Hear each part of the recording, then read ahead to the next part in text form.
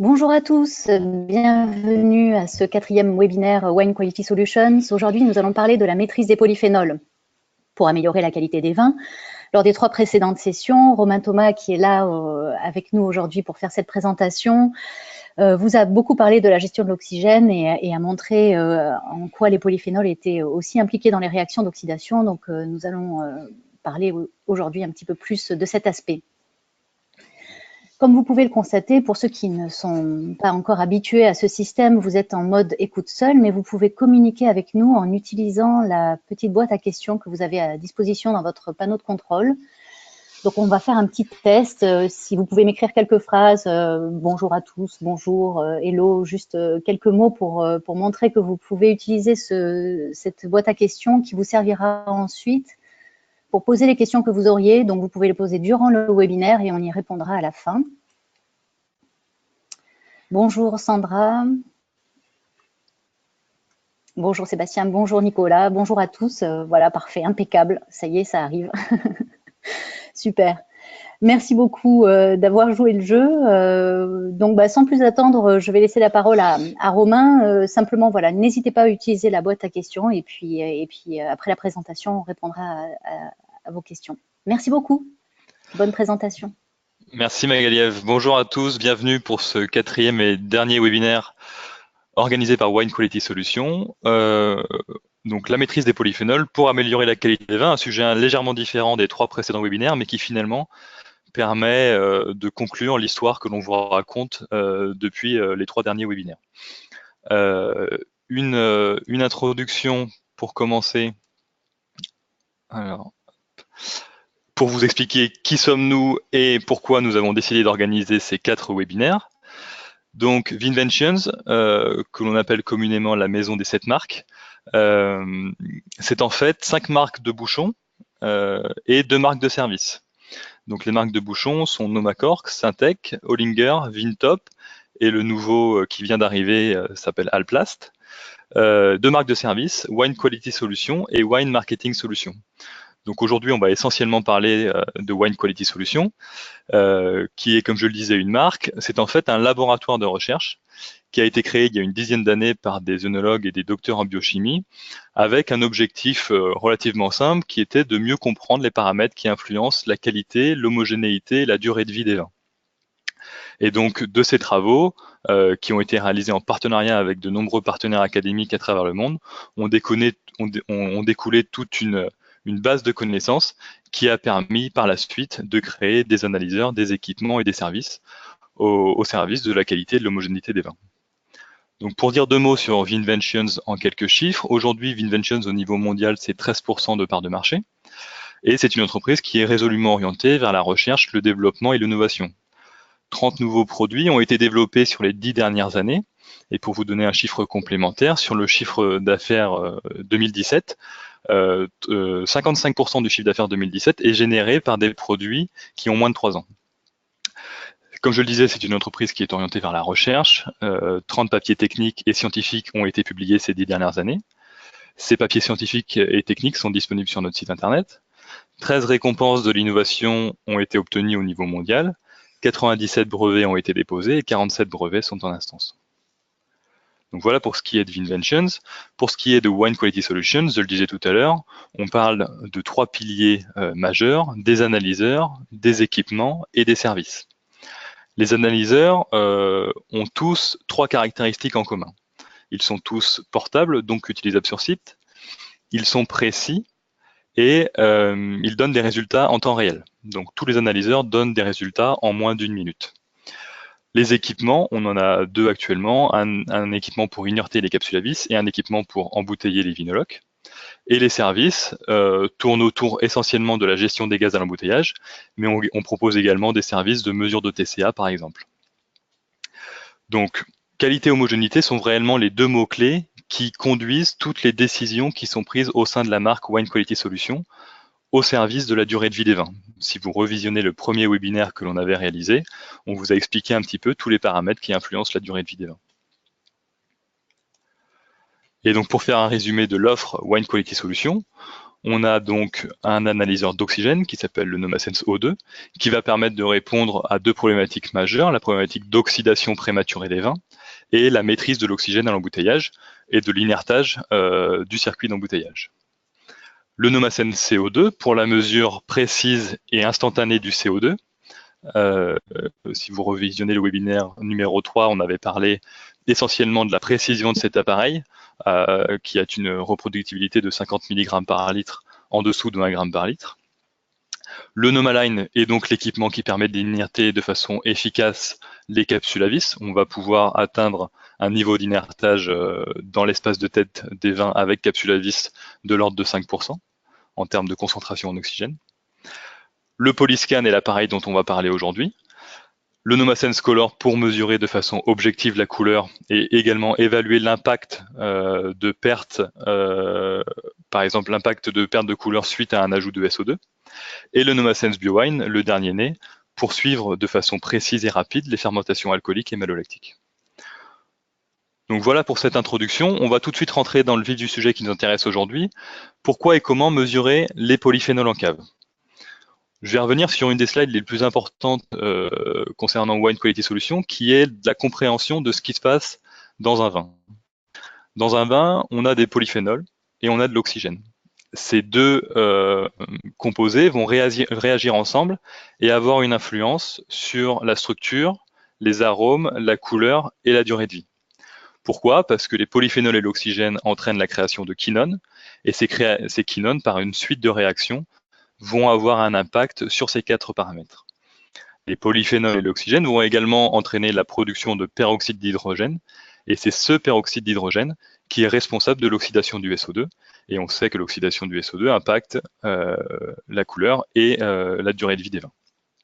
Donc une parenthèse ici par rapport à l'impact du SO2. Le SO2 n'agit pas directement sur l'oxygène, il agit sur le peroxyde d'hydrogène qui est un produit de la réaction entre les polyphénols et l'oxygène. Donc gardez bien en tête, c'est un des messages forts que l'on fait passer chez WQS, que pour une maîtrise parfaite de la durée de vie, il ne s'agit pas uniquement de rajouter du SO2, puisque des réactions chimiques vont déjà avoir eu lieu dans le vin au moment où vous allez rajouter du SO2 et que les phénomènes d'oxydation vont déjà être enclenchés pour certains d'entre eux.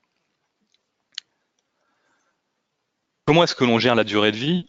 Il faut bien comprendre les trois étapes, les créateurs, les précurseurs et les modulateurs. Quand on parle de créateur, on parle du vigneron qui vient avec ses stratégies de vinification et ses stratégies d'apport en oxygène. Toutes ces décisions qu'il va prendre vont permettre de définir un produit, d'imaginer le design du vin qu'il souhaite produire. Ensuite, on va avoir des précurseurs dans le vin, des précurseurs aromatiques, des précurseurs d'oxydation et des précurseurs de réduction. C'est la gestion réellement de ces précurseurs qui va permettre de construire la capacité du vin, notamment à résister à l'oxydation. On va pouvoir définir le potentiel du vin, jusqu'où est-ce qu'on va pouvoir l'emmener. Ces précurseurs qui sont dans le vin, ils ne demandent qu'à être exprimés. Et ils vont s'exprimer de façon plus ou moins rapide, de plus ou moins évidente, selon les modulateurs. Les modulateurs que sont la température, l'oxygène et le temps. La température, on sait que plus les températures sont élevées et plus on va avoir des réactions qui vont se produire dans le vin. On sait que l'oxygène, et on l'a vu lors des 3 précédents webinaires, a un impact extrêmement fort sur la révélation des précurseurs d'oxydation. Et évidemment, le temps va avoir un impact également sur les réactions qui vont avoir lieu dans le vin, à savoir que certaines réactions n'ont pas besoin d'oxygène pour être déclenchées et sont plutôt liées au pH. Donc tous ces paramètres, les modulateurs et la façon dont ils s'expriment vont influencer la durée de vie du vin. Donc pourquoi est-ce qu'on vous parle de tout ça ? Pour comprendre que la gestion des polyphénols est indispensable à la gestion de la durée de vie. Les 3 précédents webinaires ont eu pour but de vous démontrer que la gestion de l'oxygène était importante. On a très peu parlé des polyphénols. Aujourd'hui, on va parler des polyphénols. C'est quelque chose qui est moins connu puisque la mesure des polyphénols est aujourd'hui extrêmement coûteuse et extrêmement compliquée. Classiquement, on utilise ce que l'on appelle l'empreinte voltammétrique, qui est une méthode qui est connue, mais c'est plutôt une méthode de laboratoire qui est coûteuse et qui est complexe. Donc on a utilisé cette technologie pour créer des électrodes jetables pour des applications en routine. Donc vous vous rappelez les 3 caractéristiques de tous les analyseurs WQS, des analyseurs portables, donc utilisables sur site, des analyseurs précis et qui donnent des résultats en temps réel. Donc l'idée, c'était de réutiliser la technologie de l'empreinte voltammétrique pour l'adapter à nos critères de développement d'appareils. Donc qu'est-ce que c'est que la technologie de la voltammétrie? Tout simplement, on va appliquer sur un mou ou sur un vin des potentiels d'oxydation. L'application de ces potentiels d'oxydation croissants va entraîner des réactions chimiques dans le vin qui va avoir pour conséquence une libération des électrons. Cette libération d'électrons, on la mesure par une intensité. Donc en fait, ce que l'on regarde, l'empreinte électrochimique, c'est en abscisse des potentiels d'oxydation et en ordonnée une intensité. Et on va générer la courbe que vous voyez ici. Cette courbe, c'est un exemple d'empreinte électrochimique. Évidemment, cette courbe est difficile à interpréter. Donc, nos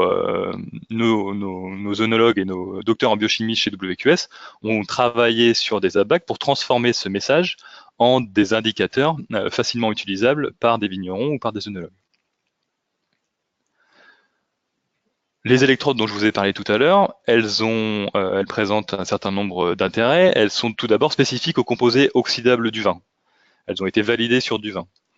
Aucun nettoyage ni préparation n'est requis. On va simplement déposer une goutte de mou ou de vin sur la chambre de mesure, lancer la mesure et obtenir un résultat. Aucune calibration n'est nécessaire et aucune préparation de l'échantillon de type centrifugation ou dilution n'est nécessaire également. Donc, le Polyscan P200, aujourd'hui, c'est le seul outil qui permet une mesure rapide et fiable de la teneur en polyphénol des mous et des vins. Comme je le disais tout à l'heure, il est portable. Il s'utilise à la fois sur mou et sur vin sans préparation d'échantillons et aucun nettoyage n'est requis puisque les électrodes sont des consommables, ce sont des électrodes jetables que l'on va utiliser une seule fois. La courbe, l'empreinte voltammétrique dont je vous ai parlé tout à l'heure, on la réinterprète pour donner des indices de pilotage. Ces indices de pilotage, ça va être l'indice EasyOx, qui est l'indicateur de la teneur en polyphénol facilement oxydable du vin, l'indicateur Phenox, qui est la teneur en polyphénol total du vin. Ces deux indicateurs, ils vont être utilisables sur tout type de matrice, des mous, des vins, en rouge, en blanc ou en rosé.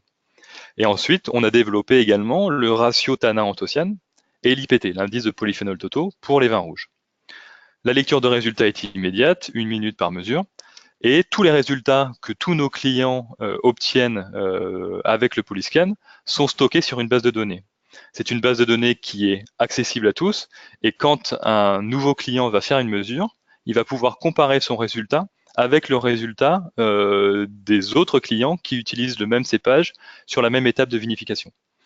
Donc on a une interface web sur laquelle on va aller pour visionner ces résultats, et donc tous les résultats sont mémorisés et sécurisés. Comment ça marche de façon tout à fait concrète?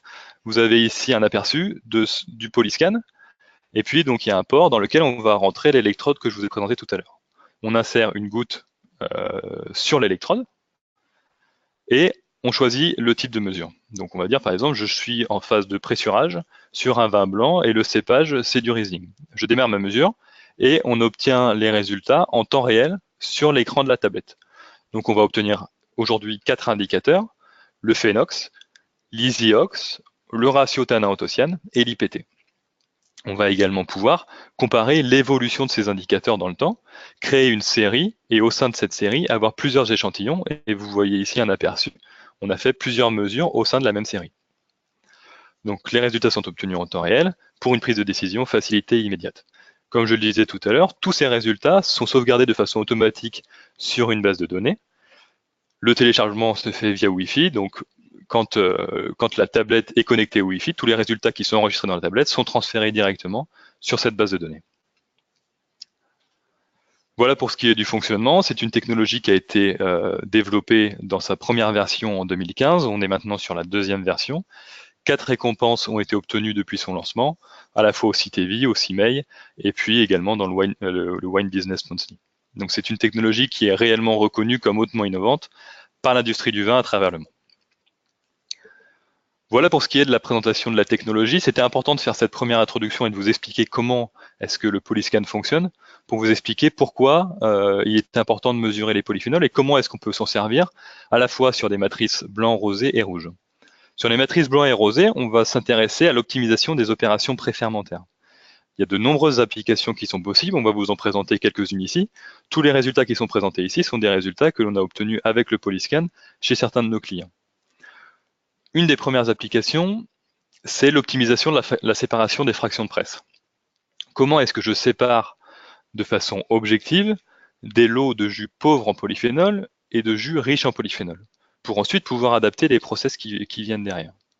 Donc on a ici l'exemple d'un cycle de pressurage blanc avec extraction progressive. Donc ça veut dire quoi? Ça veut dire que on a pris les raisins et puis on a d'abord les phases de remplissage dans lesquelles du jus commence à s'égoutter. Et là, on fait une mesure avec le Polyscan. On fait une nouvelle mesure ici et ensuite les cycles de presse commencent à démarrer et on fait une mesure à chaque cycle. Et on mesure et on regarde l'indicateur phénox. Donc l'indicateur phénox, l'indicateur de polyphénol totaux du mou ou du vin. Et donc on se rend compte qu'on a dans un premier temps des valeurs qui sont de l'ordre de 400, 500 en termes de phénox. Donc les vins, les mous qui sont ici, ont tous une teneur en polyphénol qui est relativement égale. Par contre, à partir de P4, on observe réellement un décalage dans la mesure. On passe de 500 à 600 en indicateur phénox. Donc on sait ici que le contenu polyphénolique du mou à partir de P4 va être significativement différent du contenu polyphénolique du mou des mous précédents. Donc c'est le moment idéal, optimal, pour séparer, considérer que les premiers mous peuvent être assemblés ensemble et les mous suivants sont plutôt des jus de presse que l'on va pouvoir traiter de façon différente. Cette gestion des assemblages pour obtenir des jus de qualité similaire, on l'a faite dans une cave coopérative. L'idée, c'est de se dire quelle cuve de débourbage on va assembler et surtout quel traitement on va appliquer sur chacune de ces cuves. Donc la situation dans la cave coopérative dans laquelle nous avons travaillé était la suivante. On avait des raisins qui étaient amenés soit dans des pressoirs de 250 hectolitres, soit dans des cuves élites, soit dans des cuves Fabry. Et on obtenait la séparation suivante, donc du jus de goutte, des jus P1 et P2. Ensuite, on avait du jus élite et du jus d'égouttage Fabry. Et la vendange qui était pré-traitée en cuve élite et en cuve Fabry était envoyée dans un plus gros pressoir de 480 hectos. Et tous les jus issus de ce pressoir de 480 hectos étaient assemblés ensemble et considérés comme des jus de mauvaise qualité. Donc on a essayé de faire des mesures au Polyscan pour voir si on ne pouvait pas optimiser justement la séparation de ces jus et optimiser les assemblages. Et donc voilà ce qu'on a constaté. Les jus de goutte des pressoirs de 150 hectos, les jus élites et les jus d'égouttage Fabry ont des profils en matière de teneur en polyphénol similaires. Les jus P1 et P2, la cave le savait, avaient des profils, une teneur en polyphénol qui était légèrement supérieure. On avait des jus moyennement riches en polyphénol. Par contre, ce qui est intéressant de voir, c'est que les jus issus du pressoir de 480 hectos, qui étaient historiquement tous assemblés ensemble et considérés comme des jus de mauvaise qualité, on s'est aperçu finalement que les premiers jus de ce pressoir avaient la même qualité, la même teneur en polyphénol que les jus P1 et P2 des pressoirs de 150 hectos. Et donc on pouvait assembler ensemble ces jus de meilleure qualité. Donc concrètement, on a ici un gain de jus moyennement riche en polyphénol, donc avec un meilleur prix de vente, grâce au fractionnement du pressoir de 480 hectos. Et on va également pouvoir adapter les collages, utiliser moins de colle parce qu'on va avoir moins de volume à coller fortement issu du pressoir de 480 hectos. Et on sait que les gains économiques peuvent être significatifs à ce niveau-là. Donc voilà pour ce qui est de l'application du Polyscan sur les assemblages de jus de qualité similaire. Une autre application, c'est de suivre l'efficacité de l'oxygénation des mous. On a ici deux cuves, une cuve A en bleu et une cuve B en gris. Avant traitement, on fait une mesure phénox. Et ensuite, la cuve A, on la garde telle qu'elle est inertée. Et la cuve B, on l'oxygène à hauteur de 30 mg par litre en cuve de débombage. Et on va pouvoir mesurer réellement l'impact de cette oxygénation sur la perte en polyphénol de ce mou-là. Donc ici, on a 57% des phénox qui sont éliminés par oxygénation. Donc, le Polyscan est réellement un outil d'aide à la décision qui vous donne des valeurs objectives sur des pratiques que vous pouvez faire de façon empirique. Cette fois, on va pouvoir réellement évaluer l'impact de cette oxygénation sur la teneur en polyphénol, en complément bien sûr de la dégustation. On pourrait également faire le test avec 10 mg par litre, 20 mg par litre, 30 et 40 mg par litre, et voir quel est l'impact réel de ces différentes concentrations sur les pertes en polyphénol. Dans le même esprit, on a fait une étude sur deux cépages différents, Riesling et Chardonnay, pour voir justement si ces cépages réagissaient de la même façon et si on pouvait appliquer les mêmes traitements sur les deux. Évidemment, la réponse est non, puisque on voit que sur du Riesling, dès 8 mg par litre d'oxygène ajouté, on a une diminution significative de la teneur en polyphénol facilement oxydable, alors qu'avec du chardonnay, on n'a quasiment pas de variation, pas d'évolution. Pour le chardonnay, il faut atteindre 16 mg par litre d'oxygène pour avoir réellement une diminution de la teneur en polyphénol facilement oxydable. Donc l'effet de l'oxygène diffère selon la réactivité du mou. On ne peut pas travailler de façon empirique, copier-coller sur tous les cépages. Il faut bien entendu faire des mesures à chaque fois que l'on travaille sur une matrice différente. Les cols, également, le collage peut être mieux travaillé grâce au polyscan. On a fait ici une étude pour voir quelle était l'efficacité des dosages de colle. On a un témoin qui a une teneur en phénox à 370 et on a 4 cols, une colle A, B, C et D, avec différentes concentrations en grammes par hectolitre. On s'aperçoit par exemple que la colle D, que l'on ait une concentration à 20 grammes par hectolitre ou à 30 grammes par hectolitre, finalement l'efficacité est la même. On a une diminution significative de la teneur en phénox, mais elle n'est pas significative entre 20 et 30 grammes par hectolitre. Donc plutôt que d'utiliser 30 grammes par hectolitre de colle dans le cadre de cet exemple, on sait qu'avec 20 grammes par hectolitre, on a déjà une efficacité suffisante et que ça sert à rien d'aller ajouter et dépenser de l'argent dans des intrants à ce niveau-là. Dans les tendances actuelles de production et de consommation où on veut diminuer les quantités d'intrants, ça paraît très intéressant de pouvoir se dire, j'ai à ma disposition un appareil qui permet de me conforter dans mes décisions de réduction des intrants, tout en préservant la qualité de mes vins. On peut prendre un autre exemple, on voit par exemple que sur la colle B, avec 30 grammes par hectolitre, on continue d'avoir une baisse significative de la teneur en phénox, ce qui n'est pas le cas de la colle A et ni de la colle C. Donc voilà pour ce qui est de la partie blanc et rosé. On va voir maintenant que le polyscan peut également avoir des applications intéressantes sur les vins rouges, notamment sur l'extraction des polyphénols. L'idée, c'est de pouvoir suivre les macérations et d'évaluer à quel moment l'extraction est terminée. On a ici une mesure journalière de la quantité de polyphénol sur deux exemples différents. En rouge, vous avez ce que l'on va appeler les phases d'extraction. Chaque jour, on a une augmentation significative de la quantité de phénox au cours de la fermentation alcoolique. On a environ 100 points de différence entre deux mesures. Par contre, on atteint ici à partir du 27 septembre un plateau, c'est-à-dire que les valeurs de phénox augmentent faiblement ou n'augmentent plus. Donc on sait à ce moment-là que l'extraction est terminée et que c'est inutile de continuer à laisser la macération se poursuivre et qu'on peut procéder à la rotation des cuves. Donc encore une fois, c'est pas un outil qui va remplacer la dégustation, puisque après c'est un outil qui sera complémentaire de la dégustation, un outil d'aide à la décision pour cette étape précise qui est la fin de l'extraction. Donc pour suivre l'extraction des polyphénols, on va suivre l'augmentation des indices, que ce soit EasyOx, Phenox et IPT, dont je parlais en introduction. On va également pouvoir suivre le ratio tannin-anthocyane durant les phases de thermovinification et macération. L'idée, c'est de se dire, est-ce que mon vin présente un risque d'oxydation ou de brunissement? Et si oui, comment est-ce que je gère mes assemblages pour diminuer ce risque d'oxydation ou de brunissement en fonction de l'indicateur ratio tannin-anthocyane? Le suivi du contenu polyphénolique, il permet donc, dans l'exemple que j'ai montré précédent, d'optimiser la rotation des cuves. On sait quand l'extraction est terminée, donc on peut passer à l'étape suivante. Suivre l'extraction des polyphénols durant les thermovinifications et optimiser les décisions liées à l'élevage des vins pour les phases suivantes. L'intérêt du polyscan, comme vous aurez pu le voir à travers les quelques exemples que je vous ai montrés aujourd'hui, c'est réellement la flexibilité des mesures. On va avoir des applications à différentes étapes du processus de vinification. En pressurage, on a vu un exemple, en hyperoxygénation également, lors des thermovinifications, des macérations, micro-oxygénation, élevage sur lit ou élevage barrique, les assemblages. Dans ce cadre-là, on est réellement sur une utilisation sur site, en direct, pour avoir des indicateurs de suivi Phénox, EasyOx, IPT et ratio tannin-anthocyane. En laboratoire, on va pouvoir suivre également les maturations, gérer les choix de colle et gérer les choix de dérivés du bois. Pourquoi est-ce qu'on a mis laboratoire entre parenthèses? C'est qu'il y a une préparation d'échantillons à faire, contrairement aux autres étapes dont j'ai parlé précédemment. Donc en vert, vous avez, en fonction de la matrice, toutes les étapes sur lesquelles le polyscan va pouvoir être utilisé.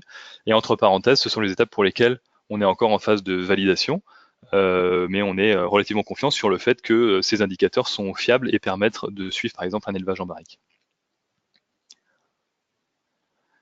Donc en conclusion sur cet appareil, comme je le disais tout à l'heure, aujourd'hui, mesurer des polyphénols, c'est compliqué, ça coûte cher, peu de gens le font, donc il n'y a pas de crainte à avoir par rapport à ça. C'est réellement un outil complémentaire qui permet d'apporter une information supplémentaire.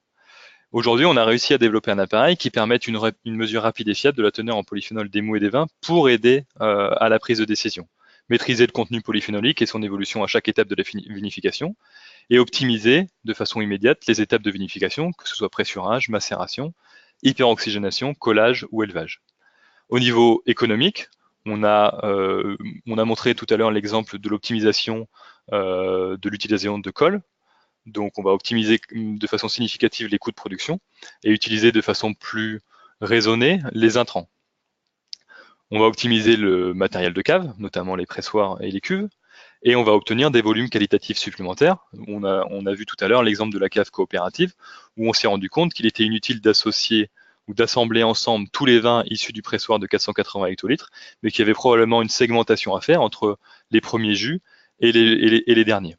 Seule la mesure avec le polyscan a permis de tirer cette conclusion et d'en être sûr à 100%. Donc c'est la fin de cette présentation sur la gestion des polyphénols et l'utilisation du polyscan. N'hésitez pas à revisionner les précédents webinaires que nous avions organisés, à savoir sur la gestion de l'oxygène et la durée de vie des vins, sur la gestion de l'oxygène pour la maîtrise des apports en SO2, et on avait également réalisé un webinaire sur les bonnes pratiques pour devenir expert en gestion des gaz à la mise en bouteille. N'hésitez pas à nous écrire également pour nous poser vos questions, à nous demander les liens pour recevoir les liens pour revisionner ces précédents webinaires sur onequalitysolutions@vinventions.com. Merci beaucoup d'avoir suivi, pour certains d'entre vous, les 4 sessions. On est effectivement ravis de vous avoir reçu, et maintenant on aimerait pouvoir avoir votre retour sur les choses à améliorer et les raisons qui vous ont poussé à suivre ces webinaires, et on espère que ça aura pu répondre bien entendu à toutes vos attentes. Je redonne la parole à Magali Ève pour la traditionnelle séance de questions-réponses. Merci à tous. Merci Romain. Merci à tous pour votre attention. Donc, n'hésitez pas à nous poser des questions, voilà, en utilisant votre petit contrôle, votre panneau de contrôle. Donc, est-il possible d'utiliser le polyscan pour qualifier la maturité phénolique d'un raisin rouge? Oui, c'est possible. Donc, c'est ce que j'évoquais ici. Sur les suivis de maturation, par contre, on a contrairement aux autres suivis, on va avoir une préparation d'échantillons. Donc on va, par exemple, la procédure, on va prélever 200 baies dans la parcelle, on va faire un broyat, on va ajouter un solvant d'extraction, et puis ensuite on va laisser macérer pendant quelques heures, et ensuite on va pouvoir prélever et faire la mesure. Donc on n'est pas sur la même instantanéité que peuvent l'être les autres applications, mais on a une procédure qui a été validée et c'est possible, et on l'a fait chez certains clients, et on a des études en cours là-dessus également pour pouvoir mieux caractériser la maturation en fonction des parcelles. Merci Romain. Pourquoi utiliser l'indice Phénox sur le suivi d'extraction en macération en rouge plutôt que l'IPT et anthocyanes? On l'a fait dans l'exemple là parce qu'au moment où on a fait l'étude, l'indice IPT ratiotannin anthocyane n'était pas encore développé. Ces deux indices sont disponibles pour nos clients depuis 2 semaines. Donc au moment où cette étude a été faite, on l'a fait avec le Phénox. Mais le Phénox est un bon indicateur pour le faire. Mais c'est vrai que certains clients nous ont demandé s'il était possible de développer l'IPT et le ratiotannin anthocyane parce qu'ils avaient plus l'habitude de travailler avec ces indicateurs-là. Donc c'est ce qu'on a fait, et on a trouvé des corrélations entre Phénox, IPT et ratiotannin anthocyane pour pouvoir exprimer l'empreinte voltamétrique qui est mesurée sous forme d'IPT. Donc effectivement, si on devait le refaire, on le ferait avec l'IPT. Merci. Une autre question concernant la mesure de l'oxydabilité du vin avec le Polyscan. Est-ce que c'est quelque chose qui est possible Alors, pour de faire? l'instant, c'est le prochain projet en fait. Le prochain projet pour Wine Quality Solutions, c'est de développer un 5e indicateur qui serait l'indicateur de tendance d'évolution. Donc sur la même technologie, la voltamétrie, on va être capable de définir si le vin va avoir plutôt une tendance à l'oxydation ou plutôt une tendance à la réduction. Donc on espère pouvoir le sortir d'ici la fin de l'année, mais c'est effectivement quelque chose qui sera faisable. Nous avons Donc également une juste par question rapport, concernant la... juste Ah, pardon. par rapport à ce point-là, comme je vous ai montré tout à l'heure, on travaille sur une tablette. Donc c'est exactement le même fonctionnement qu'un smartphone, c'est-à-dire que les clients qui avaient acheté la tablette avant le développement de l'indicateur ratio tannin anthocyane et de l'indicateur IPT ont simplement eu à faire une mise à jour de l'application. Et en 3 minutes, ils avaient la nouvelle version sur laquelle étaient disponibles les 4 indicateurs. Et c'est ce qui sera fait également quand le 5e indicateur sera développé. Ok, parfait. Donc, nous avons également une question concernant, voilà, j'ai perdu le fil maintenant, Désolé, l'interprétation excusez-moi. des résultats pour déterminer la séparation des jus en cours de pressurage. Donc, pour l'interprétation des résultats pour déterminer la séparation des jus en cours de pressurage, est-ce qu'on tient compte principalement des phénox? Oui, on tient compte principalement des phénox. Et en fait, ce que l'on regarde, c'est pas vraiment la valeur qui est obtenue, mais c'est plutôt ce que l'on cherche, c'est vraiment une évolution. Et c'est le cas d'ailleurs sur la plupart des études que l'on va faire. Ce qui est intéressant de regarder, c'est l'évolution. L'idée, c'est pas de se dire, il faut que je vise absolument 653 de phénox, mais il faut que je regarde comment ma teneur en polyphénol évolue au cours du pressurage et à quel moment j'ai une différence significative. Et on considère que 100 unités, c'est une différence significative. Donc là, clairement, entre le mou issu de P3 où on est à 500 et le mou issu de P4 où on est à 600, on a une différence significative en matière de contenu polyphénolique du mou. Et on peut, de façon sereine, séparer ces deux mous et avoir ensuite un traitement différent pour les deux mous. Là, il serait dommage de tout assembler et de tout traiter de la même façon, puisque comme on l'a vu tout à l'heure, on aurait des pertes au niveau qualité et au niveau économique, parce qu'on va mettre des intrants supplémentaires qui ne seraient pas forcément nécessaires. Ok. Avez-vous un prix à nous communiquer pour le Polyscan P200? Donc le Polyscan, la tablette, je vais essayer de vous remontrer la bonne slide, juste au-dessus. Donc la tablette telle qu'elle est présentée ici coûte 4000 €. Et donc comme je vous le disais, on a des consommables. Donc les consommables, ce sont les électrodes. Et chaque électrode coûte 3 €. Donc une mesure est facturée 3 €. Et c'est le seul consommable qu'il y a. Ensuite, il y a l'investissement de la tablette à 4000 €. Ok. Une question sur la mesure des EasyOx. À quoi sert-elle? La mesure des Et un EasyOx, c'est donc... remerciement Ah, d'un c'est auditeur gentil. aussi. C'est gentil. La mesure des EasyOx, c'est les polyphénols facilement oxydables. Donc si on reprend ici, on regarde l'empreinte électrochimique. Et donc on applique des potentiels d'oxydation. Donc comment dire, les polyphénols qui vont être oxydés au début sont les polyphénols facilement oxydables. Et donc là, on va regarder effectivement quelle est la teneur en polyphénols facilement oxydables du vin. Et ensuite, on va regarder de façon globale les choses pour avoir l'indice phénox et la teneur en polyphénols totaux du vin. Il peut être intéressant d'éliminer dans les phases préfermentaires les polyphénols facilement oxydables.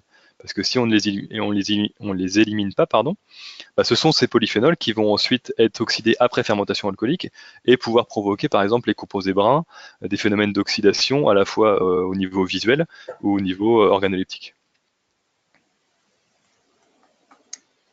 Ok.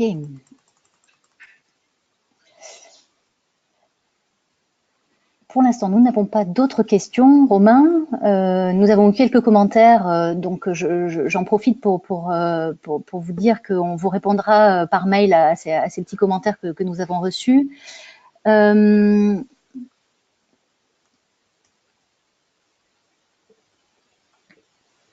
Donc voilà, parfait. Bah écoutez, merci beaucoup pour votre présence, pour votre attention. Merci Romain pour cette présentation. Comme l'a souligné Romain, il est tout à fait possible de revisionner les précédents webinaires ainsi que celui-ci. Vous allez recevoir un email de suivi dans lequel vous aurez ce lien qui vous permettra d'accéder aux sessions passées, ainsi qu'à la session actuelle aujourd'hui qui est enregistrée. Donc, merci à tous. Lorsqu'on va éteindre le webinaire, il y aura un petit questionnaire de satisfaction qui va se lancer automatiquement. Si vous avez quelques minutes, nous serions très heureux d'y répondre. Merci à tous, et on a pas mal de personnes qui nous disent merci également. Donc voilà, bonne fin de journée et à bientôt. Merci Megalaïev, merci à tous, bonne journée.